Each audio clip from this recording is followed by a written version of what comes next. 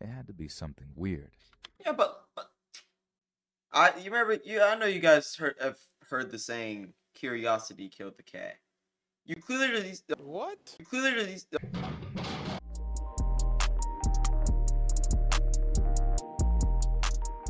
What's good, YouTube? Hope you're doing well. And today we're watching 7 scary childhood horror stories animated.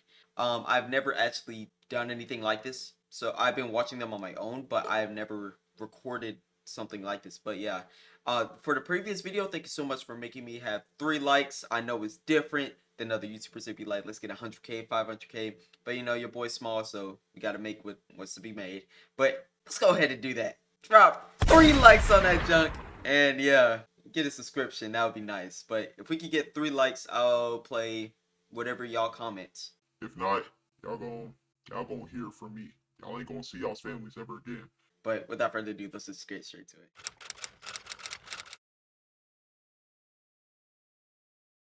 I didn't have a great childhood. I'm not one to complain about it. My parents did the best they could, but we ended up living in some pretty terrible places with not so nice families. And then right around the time I started secondary school, the kids I was hanging out with at the time started smoking cigarettes. Yeah, they were like 11 or 12 and they were smoking. Not just taking performative puffs on sticks either, I mean full-on smoking like troopers. And being the divvy that I am, I joined them on more than one occasion, and they basically taught me to smoke out by this old World War II pillbox. Then one time, we all go out to the pillbox, and this kid gives us all a ciggy from the pack he'd stolen from his mom. I thought he was being a bit generous, but I wasn't one to complain. I just didn't think I could finish off a whole cigarette on my own, since just a few drags on one had me feeling pretty woozy the previous few times. But I figured, a few tokes, I can peg it out, smoke the rest of it later. The next thing that had me kind of suspicious was how weirdly loose the cigarette seemed, almost like it had been tampered with somehow. Why are you smoking in the first place? Now, Like, come on, I man. know. Huge alarm bells are going off in the head of every right-minded person listening. But honestly, at like 11 years old, I couldn't even imagine what it might have been tampered with. I was really naive. I didn't know what hash or Mary were. I didn't know about anything other than ciggies and beers. So I'm looking at this ciggy, and then I look up at the lad who gave it to me, and I remember asking, have you done anything to this ciggy? He says no. I say okay, then light up and start puffing. Immediately, Hold up now. If I'm correct, and it's been so late, I was just thinking this in my mind. If I'm correct, I don't think cigarettes in the inside are green. I know y'all see that. And then you just gonna ask him, hey, did you put anything in it? He says no, and then you just like keep on smoking? Like, come on. You're like asking for just whatever happens to you. I start coughing. Bruh. Friend reassures me that it's just the See last there? one in the pack. Nah. You I'll got never like forget 3 that. more. He said it like it was totally normal to have one loose, What is bro scrabby doing? ciggy in the pack, like it was tradition or something. So I tried a few more puffs, but started coughing again. So I gave up on trying to smoke it, tossed it away, then asked for some of my friends. I know something was definitely going on when he seemed annoyed that I'd thrown away my ciggy, and just when I was trying to work out what he might have done It's a to good it, choice though, I'm I not gonna lie. started feeling very, Mm. very funny indeed. Everything started to tingle. My eyes felt all puffy and my vision started to Ferris wheel, with each eye going in the opposite direction. I tried to talk, but words just wouldn't come out, and my tongue felt like it was swelling up in my mouth, and suddenly I just got so thirsty I could barely think about anything else. Then, no matter how many deep breaths I took, I just couldn't seem to get enough air, and suddenly I found myself lying in the grass. Like I literally couldn't walk. I had no idea what was going on, and when I Don't do started drugs, begging my kids. friends to help me, they looked terrified and just ran away like I was dying or something. I can't stress this Y'all ain't enough. gonna help? I really did think I was about to die, even when my dad rushed onto the scene to take me back home. My so-called friends had been decent enough to run and get them, but all they said is, Pete's feeling sick and Pete fell down. Just a vague idea of what was actually going on. So, my dad's scared and I'm so terrified I'm just in tears. When he picks me up, goes to run off and stops. I remember how he sniffed my clothes and hair all studiously for a moment, What and the heck? I almost started to get aggressive with him because I remember I was so frustrated that we stopped moving. It was a weird experience because I felt like I was in some strange euphoric dream state, and I really felt like if we stopped, I was going to get very angry. It was such a weird experience. And it was at that moment that he rushed me to the hospital. And it was the subsequent time that I spent in the ER that my parents found out and later revealed to me that the kid had actually dipped the cigarette in some sort of formaldehyde embalming fluid and essentially given me some form of PCP, which, for those that don't know, in some instances can make someone act with schizophrenic like side effects. My See, this is why you don't just take stuff from your friends. My parents always told me, don't take stuff from strangers, heck, even your friends. And I've always disarmed that. Nothing's bad happened to me, thank God. But this is just a reminder for many people in the world. You guys got to be careful with stuff like this, especially if you're taking drugs. Like, I highly suggest you don't do that. But if you do, just be careful, because stuff like this, it can really mess you up in life. And obviously, nobody wants that. But yeah. parents said the doctor said I was really lucky that I didn't continue to smoke, as it may have had even more serious side effects. Even though, Oh as gosh. time went on, I still felt very on edge in my time at the hospital and after the time I got out.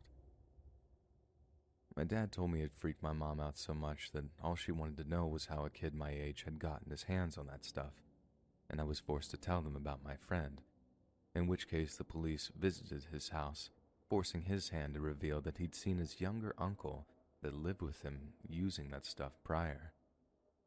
I don't know what became of that kid and his family, as I'm not sure if my parents had continued to press charges or how everything with them actually transpired. But the whole thing had just been apparently one horrible prank in the kid's mind. What? And although I'm not entirely sure if it was out of malice or some spirit of experimentation, that little prank amounted to one of the scariest memories of my entire childhood. That was a prank? What the world? What in the world?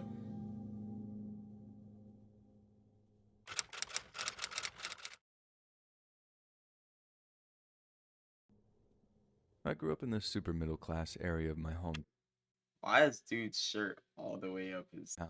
All townhouses and nice restaurants, but it bordered some really rough neighborhoods. All thanks to the school zoning, a lot of my high school friends lived in the nearby projects, so I'd go over there to hang out after school and on weekends. We had our little group of friends, but we were familiar and friendly with a few of the other crews that were into some considerably naughtier things than us. For example, there was this guy, Mike, and although we didn't hang out much, we always stopped to say hi to him and his boys if we ever saw them in the streets. But like I said, we rarely hung out with them because, for fun, they liked to steal cars. It might sound crazy when I say it wasn't malicious, What in but the world? it's kind of true. Mike and his crew would steal a car, burn rubber for a while, then park it right back where they had found it before the owner even knew it was gone. I remember one time hearing about how What? they felt so What guilty the about heck? stealing one lady's Y'all car ain't got that nothing else to they do? parked it up where they found it, but not before they topped off the gas tank to replace what they burned. They were crazy like that, but they weren't bad guys, and besides, we were just dumb teenagers at the time, so we thought that it was just cool to do. Anyways, it's summer break after our freshman year of high school, and me and my boys are just wandering around, acting like fools, but otherwise keeping out of trouble. I remember one of us had managed to use the fluff of his top lip to trick some old gas station attendant into selling him a pack of Marlboro. So, we were headed down to this piece of scrubland we knew about to smoke up. About 5 minutes away, we started smelling smoke from somewhere, but black smoke. So we're all like, uh-oh, whose apartment is on fire? But we keep walking, seeing Y'all in the nowhere on woods. Y'all didn't fire, really so think of. we just get more and Well, more I mean curious as to that where the could make fire's sense. coming from. But I would have thought of like a Then, fire. we see two of Mike's boys just tearing it across some yards, sprinting as fast as their little legs could carry them. We shout over to them, and although they look over, they don't stop. They don't look happy to see us like they usually would. They just keep running. So immediately we're like, oh God, what hood rat stuff have they been up to? And it wasn't long before we put two and two together and figured out that the fire might well be something they did. Then, right as we get to the desolate plot of land we'd been planning on going to, we see it. Just this ball of flames under a brick wall. Then, when we get closer, we realize the fireball is actually a burning car. We were pretty shocked. I'd never heard of them doing anything like that before. It was always illegal but relatively harmless fun. Why set a car on fire when they could have just returned it like they normally did? Well, I mean, seeing that the car would look totaled by a brick wall. Why? How did they set that on fire? Like, come on, bro. I mean, that makes sense, but like, think about it. A car has gasoline. When you scrape metal against each other, it could create sparks. Like, put two and two together. And thinking about why is there a brick wall in the middle of the like woods? Like, anybody just want to realize that? Why is there a brick wall there? Like, come on, bro. Could be sure. We just waited and watched as the fire department showed up to put out the fire, closely followed by the cops. I remember we thought about running, but how it was pointless. It'd just make us look guilty. Eventually, when the fire was out, the cops walked over and we just front as best we can, tell them we don't know anything about the car or those that set it on fire. I think the cop knew we were lying. I suppose you just get good at picking up on them when you hear so many, because he just acted like we were withholding information, telling us that we'd be in a lot of trouble if we were protecting the guilty party. And we just shrugged it off. It wasn't like it was the first time we lied to the cops. It wasn't even the first time we'd lied for Mike and his crew. But then out of nowhere, the other cop comes over to see how it's going, and his partner's like, "These kids know something all right. They're just tight-lipped." Then when the other guy responded, our response told them all they needed to know. "Don't want to snitch, huh?" the other cop said. "Well, as long as they can sleep at night, because whoever's kid is burnt to a crisp in that thing isn't going to be sleeping for quite a while." I remember the sinking feeling I felt in that moment, how the color must have drained from my face because I could feel it leave my face. One of Mike's boys had been in that car when it caught fire. Oh, The other two just ran when they found that they couldn't pull him out. Then get this. really? We came to find out that the kid who burned to death in the car was Mike himself.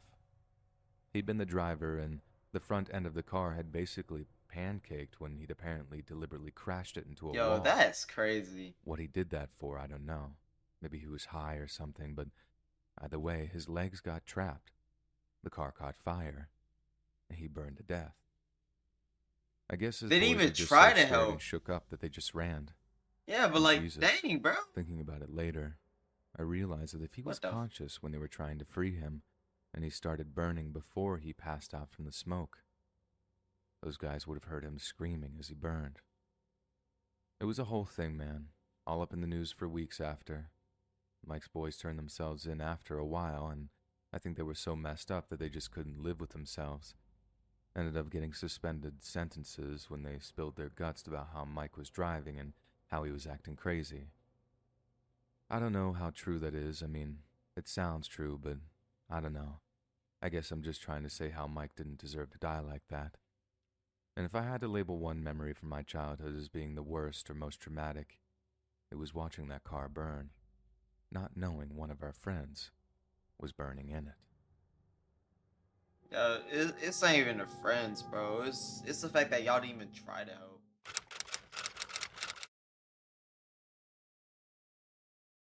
September 2010. My boyfriend Dave, his best friend Tony, and my best friend Liz and I were all coming back to our hometown for our final year of college after spending the summer in London. We had a fantastic time, staying in my uncle's apartment, partying, and exploring such a big city. It was great.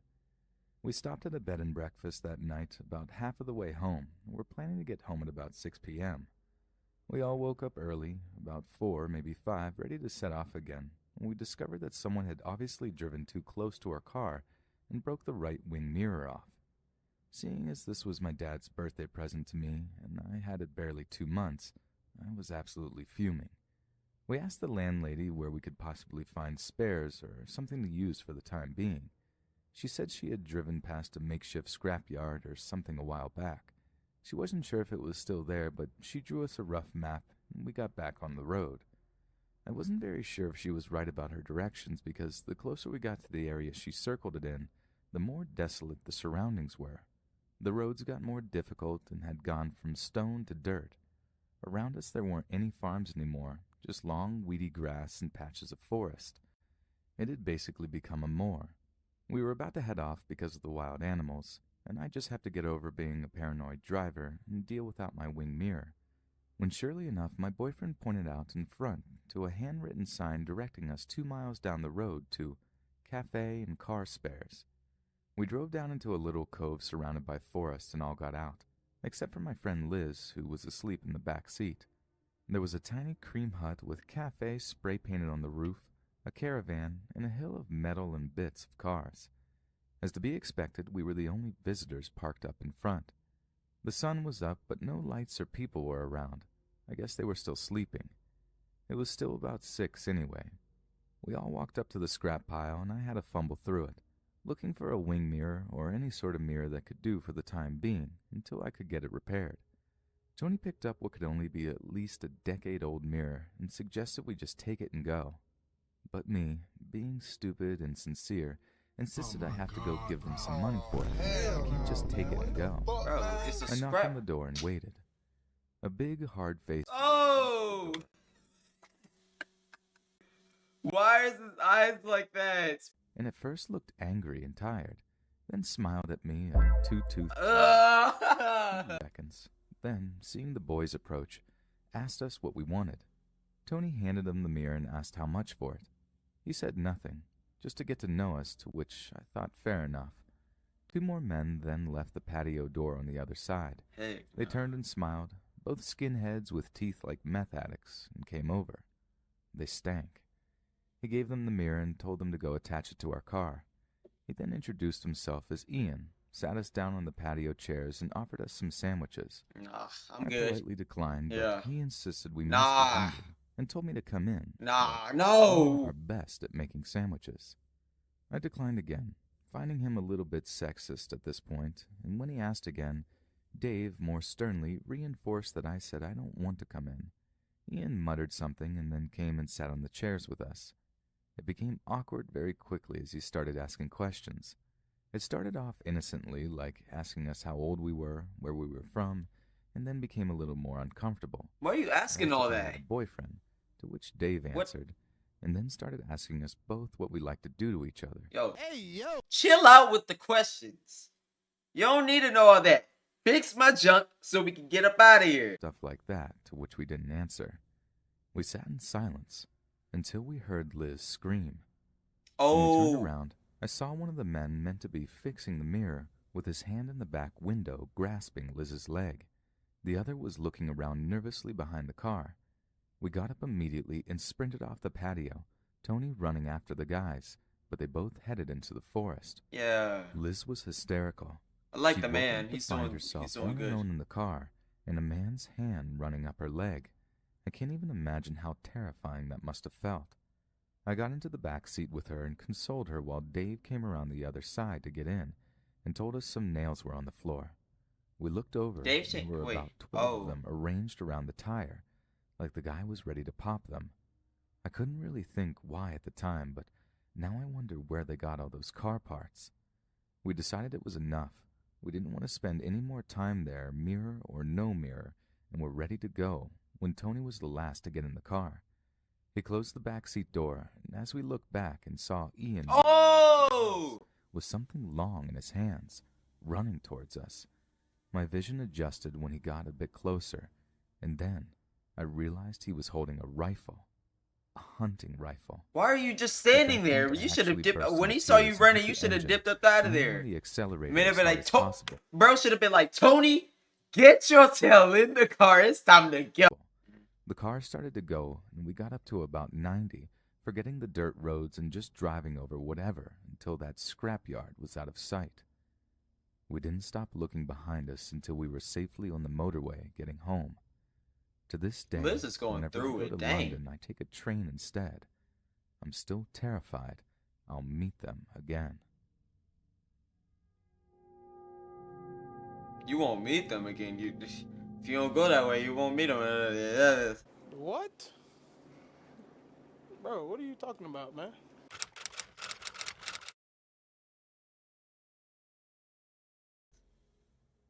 When I was 19, I worked for a company that allocated labor to rural areas of Australia. Basically, what you did was tell them when you were available, and they'd send you to a remote farm for a few weeks where you would do whatever they needed done. It was hard work and long hours, but good pay and good fun if you got in with a nice group of workers. When this occurred, I was working on a large property. I was told it covered roughly the same landmass as the state of Maryland, USA, about 9 hours from Sydney City, and the property itself was about 40 minutes from the nearest town. In short, it was in the middle of nowhere.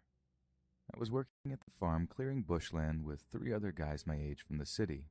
Our boss was a guy called Jeremy who owned the farm and supervised us while helping out with the work.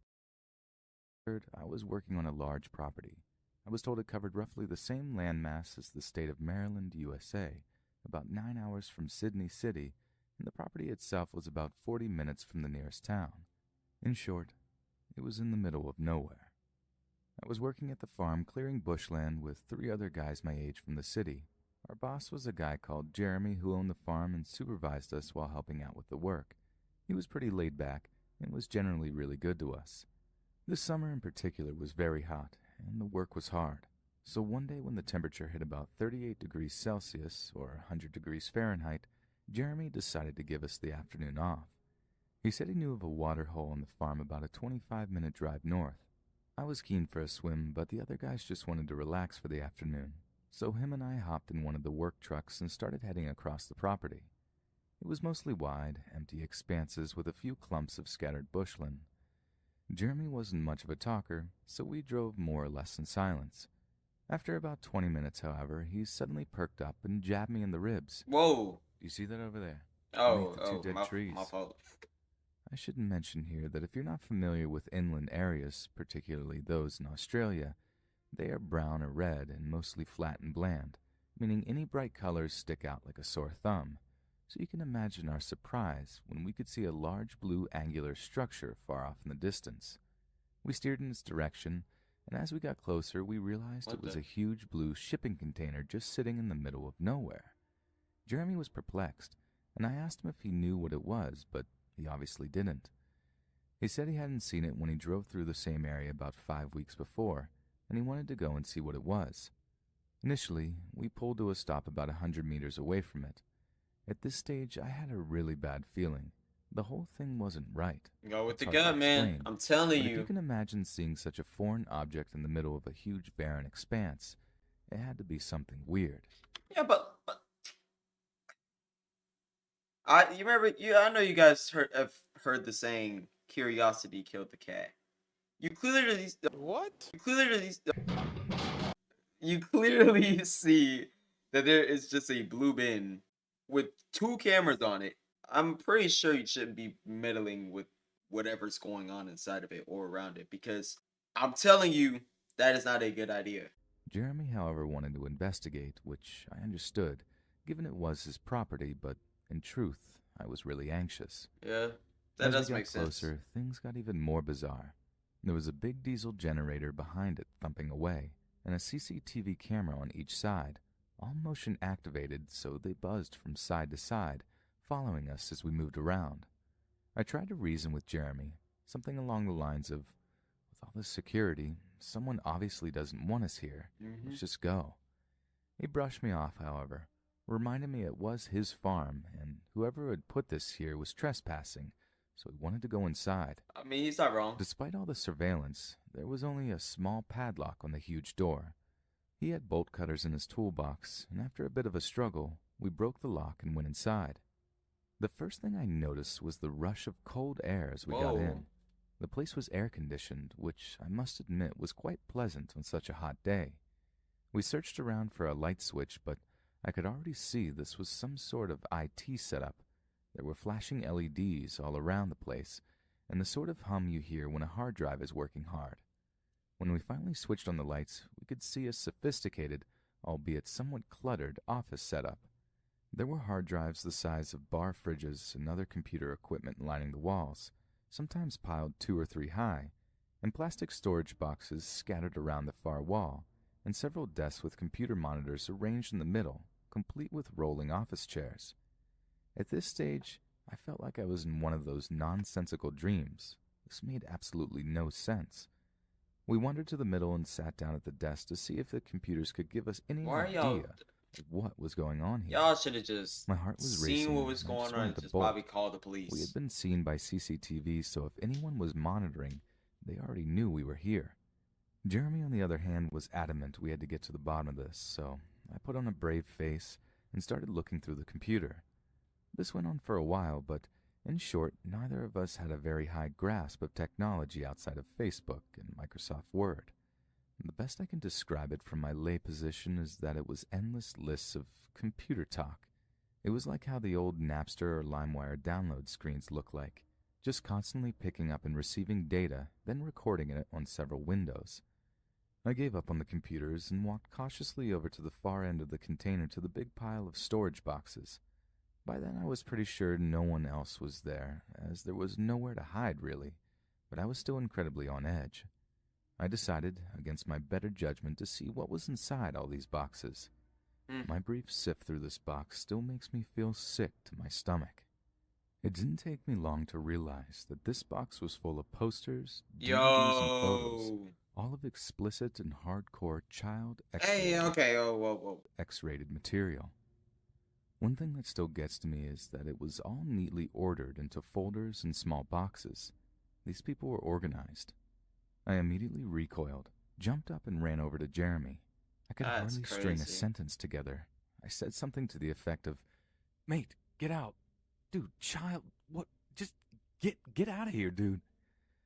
I dragged him out, composed myself, and managed to explain what I saw. We jumped back into the truck and sped back to the house. The farm had no mobile phone reception. We hadn't bought the satellite phone, so we had to get back to the landline to call the police. Once we called them, they still had to make it all the way to the farm from the nearest police station, which was in a town about a half hour from the town closest to the farm. As I mentioned, very remote. We waited, talking frantically about what we'd seen, until the cops arrived almost an hour later. They arrived with 2 four-wheel drives, and we jumped in and led them back. This is where it gets worse. By the time we got back, the container door was open, and there was fire inside. We had only 2 small extinguishers in the cars, and they did very little. The fire department took an hour to get there, which, by that stage, most of the damage was already done. An arson report by the federal police found almost no evidence of the computer equipment described, and only traces of paper and cardboard. This means that whoever ran it knew we were there and had time to come and remove most of it and get away. Yo, they're There were various disgusting. ways to get off the property, and the landmass was huge, and there was no real way to tail them. Since the police hadn't taken us all too seriously in the first instance, probably due to our poor explanation on the phone, aerial surveillance was also impossible by that time we had pieced it all together. I took a keen interest in following it up, but with no real evidence of who might be responsible, the investigation went cold. I've kept in contact with Jeremy, and the shipping container is still there on the farm, as it's too expensive to move. I'll never forget what I saw in those boxes. That's disgusting, bro. I don't care who you are, that's just disgusting.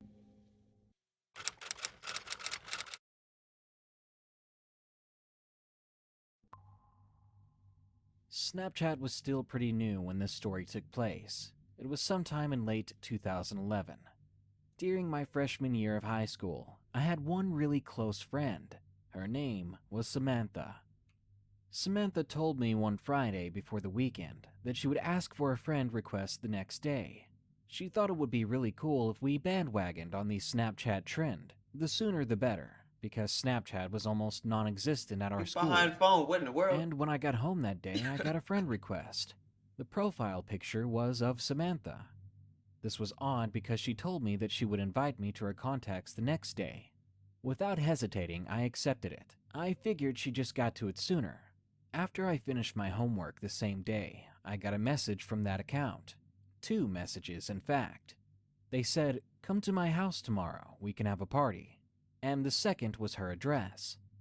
I was really happy as I never went to her house before. Mm. We had just met earlier that year. And besides that, I wasn't often invited to parties.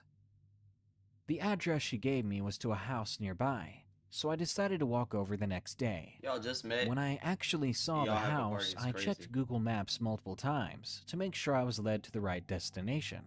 Because this place was very messy, and the windows were covered in those thank you bags you get at markets. Something didn't seem right. It was very modest for Samantha's family, Now go in yet we there. attended a private school. I realized the Hold address up, was... hold up. You attend a private school and you still first. Okay, I got many answers and questions, but how are you? First of them, here are the main two. One of them is you guys are just friends, and she invited you to a party, which is fine. But let me get to know you first, and then we'll think about it. Second of all, you're going to a private school. Now, if I'm correct, private schools cost money. And you live in a raggedy house in a private school, some ain't right. So I'm not saying anything bad. I'm just saying if you go to a private school and your house is raggedy with those baggy things on it, you don't deserve to be in private school and something's off. The address was correct, so I knocked on the door, although I was a bit hesitant. It opened very quickly, Oh, and a man greeted me, almost like he was expecting me. He was about 6'3" with blonde hair. He really didn't look anything like Samantha, who was a short, black-haired girl. I asked if they were related. He simply said, yes. It was in a very plain and odd voice. Then I asked him about the bags in the windows, and he said it was because construction workers were still renovating the house. Before I could ask or say anything else, he beckoned me inside, moving aside so I could go through the doorway. I entered the small house. Sitting near a frayed couch was a large terrier, which he said they just bought a few days before I arrived. He told me to sit down while he went to get something. I checked the time on my phone, but the moment I grabbed it, it vibrated with a message. It was a notification from Snapchat. It was Samantha. It said, "Here is my Snapchat." And I thought things couldn't get weirder. She'd already sent me a request. Did she make another profile? Why would she do that? So immediately, as confused as I was, I messaged her back. "Your house is so weird. Where are you?" I said. "House?" she asked. "I have an apartment." My heart sank in my chest. Surely she was pulling my leg, just making a joke on me or something, I thought. "That's not funny," I messaged back. the "Your minute I dad's would have home. saw that, I would Where are have you?" dipped. She didn't answer for a few seconds. Finally, after what felt like an eternity, I got an answer. An answer that confirmed everything. "What are you talking about?" it said. "My mom's been single for a while. I'm waiting for you by the door. Where are you?" I lower my phone, eyes wide and breathing funny. What do I do? Did I Right. really just walk into a stranger's house? Yeah. Stranger that had laid bait for me. That's when I hear whispering from another room.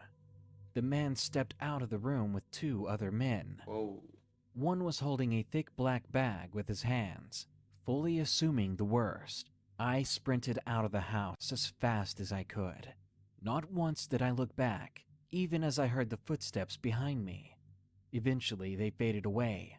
I didn't stop running until I got back home, until I was inside the house with the doors locked. Once I finally got a breather, my chest never burned so bad before. My mom and dad looked worried when they saw me, and they needed an explanation. In between breaths, I tried to tell them. They got the gist of it, and they called the police. When the police got there, they were gone. That house had been abandoned. There should have been no one living there.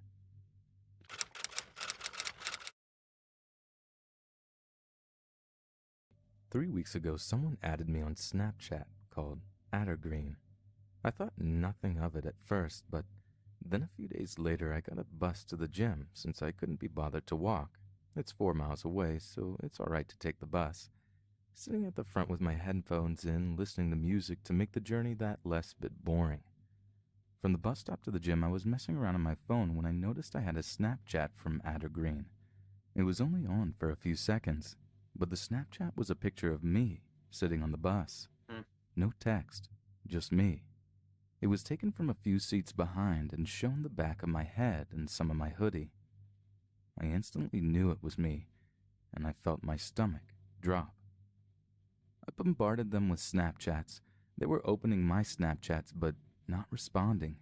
They got more aggressive because I was getting more and more pissed off. For example, "Who is this? Who are you? Answer me. Sake, just reply." You get the drift. Yeah.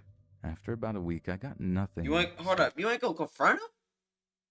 You just gonna let him Gave up and thought one of my friends was being a dick. Then Snapchat number 2. Didn't screenshot this one either. I know, I'm a moron, but I was drunk.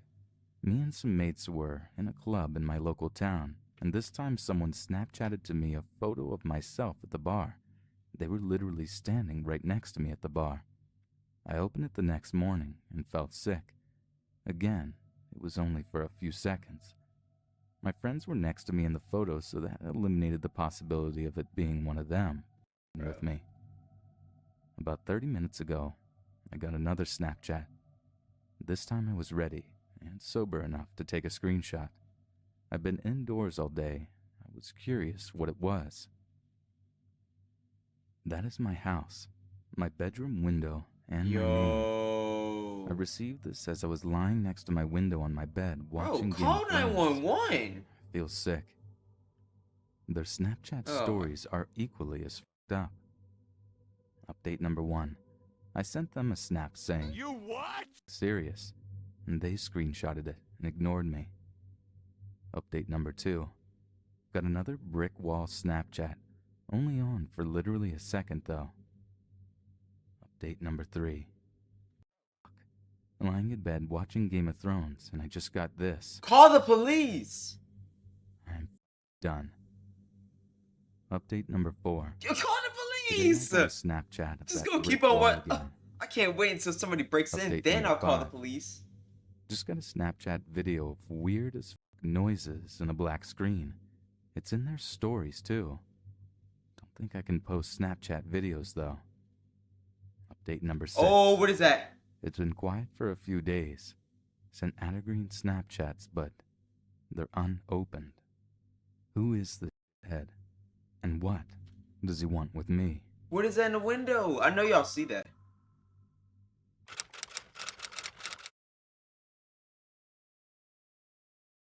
This happened last year when I was 14. There's this dating app for teenagers.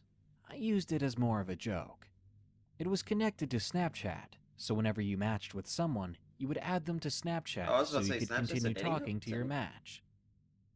As I said, at first I was using it as a joke, but then I matched with this really good-looking guy, and I thought, well, would it hurt to try? So I accepted his request to be my friend on Snapchat. I sent a shy hi to him and waited for a response.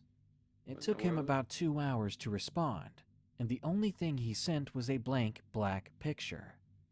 I didn't think too much of it, and I continued on with my day. Fucking But weirdo. the next day I get a message from him, a picture of a very familiar thing. My school. It was only a little jarring, but I figured he probably went to the same school and we No. had just never met. Then my phone began to vibrate like crazy during a class. To give a little perspective, we have glass doors and windows. They look out into the corridors during class. And when I checked my phone, I saw maybe Yo. 15 pictures sent to me from the same guy. Y'all are There the were pictures of me sitting at my desk in the classroom. The pictures kept coming. They seemed to have been taken from outside that window next to the door. When I looked over, I saw someone standing there, just outside that window. He had a phone in his hand. Yo, I would have been just like this. I would have been like, yeah, teacher, somebody out here taking pictures of me that I don't know outside this classroom.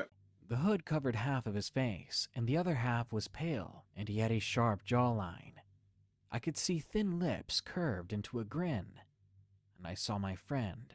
She was looking at him too, and her face turned red, and she began to shake. We were the only ones who saw them, because as fast as we tried to say something, the figure was gone. My friend stood up from her chair and went to the door to open it. It caught my teacher's attention, and we had to explain what we were doing. We had to tell them what we saw. My teacher went out herself to look for whoever this was. 22.03.2077. That's a crazy date. That was like so many years ahead, bro. I remember those old days. It's like 3 years old. And then she even told the office. Mm-hmm. They let out a message over the speakers, telling everyone to look out for this man. Going lockdown. Ever since then, I haven't used Snapchat. It was one of the apps I used all the time before. It still creeps me out, though it may have been a joke and it must have been someone who knew me from before, but it was still horrifying. Yo, who It had would... made me a lot more paranoid about strangers on the internet. Alright, that's gonna do it, everybody. This was a crazy storytelling animated video. I've never done something like this, so this is actually pretty cool that I've done. I was just chill for today, and I just wanted y'all to see my reaction from videos like this. But yeah, comment if you guys want me to keep on doing this like periodically throughout months, so, or weeks, heck, even days, but that would be nice. But yeah, y'all, in last video I asked y'all for 3 likes and y'all received it. So this time, let's get 4 likes. How about that? And you know what? To back it up, let's get 1 subscriber too. Yes, sir. We at 6 right now. We starting off small, but we gonna get up one day, hopefully. But yeah, it was a cool little series, but I'm gonna just leave it at that. I'll see you on the next one.